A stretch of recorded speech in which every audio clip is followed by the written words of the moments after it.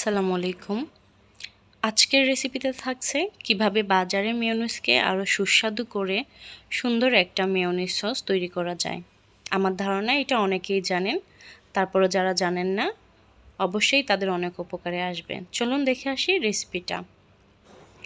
এখানে প্রথমে আমি বাজারের মেয়োনিজটা, শুকনো মরিচের গুঁড়ো, সরিষার তেল, টমেটো সস, গোলমরিচ, 2 রকমের গোলমরিচ নিয়েছি আমি এখানে, একটা কালো গোলমরিচ, একটা সাদা গোলমরিচ। শুকনো মরিচের গুঁড়াটা আমি অ্যাড করে দিলাম।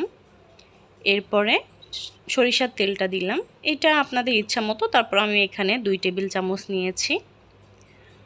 এরপরে নিলাম টমেটো সস 2 টেবিল চামচ।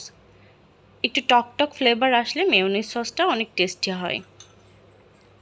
এবার খুব ভালোভাবে আমি যখন প্রত্যেকটা জিনিস মেশাবো, তার সাথে আমি অ্যাড করে নিব সাদা গোলমরিচের গুঁড়ো আর কালো গোলমরিচের গুঁড়ো। এটা অনেক সুন্দর ফ্লেভার দেয় আর মেয়োনিজটা খেতেও অনেক বেশি ভালো লাগে। এরপরে আমি প্রত্যেকটা উপকরণ একসঙ্গে অনেকক্ষণ ধরে মিক্সচার করে নেব, যেন কোথাও কোনো কিছু আটকে না থাকে। এটা যখন মিক্সচার করে নিব আমি, দেখবেন যে অনেক সুন্দর একটা পারফেক্ট মেয়োনিজ সস তৈরি হয়ে যাবে। এভাবে যখন নাড়বেন খেয়াল রাখবেন যেন কোথাও যেন কোনো কিছু লেগে না থাকে। খুব সুন্দরভাবে যেন মেয়োনিজটা রেডি হয়ে যায়। এই মেয়োনিজটা যখন তৈরি হয়ে যাবে, আপনারা চাইলে chicken fry, French fry, Sharma সব কিছুই দিয়ে তৈরি করে খেতে পারবেন।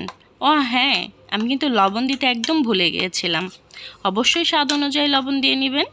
লবণ দিলে টেস্টি অনেক বেশি টেস্টি হবে। আর ভালোভাবে কিন্তু নাড়তে একদম ভুলবেন না। এটা যতক্ষণ পর্যন্ত নাড়বেন আর প্রত্যেকটা জিনিস খুব ভালোভাবে মিশিয়ে ফেলবেন, দেখবেন তৈরি হয়ে যাবে আমাদের মজাদার মেয়োনিজ সস।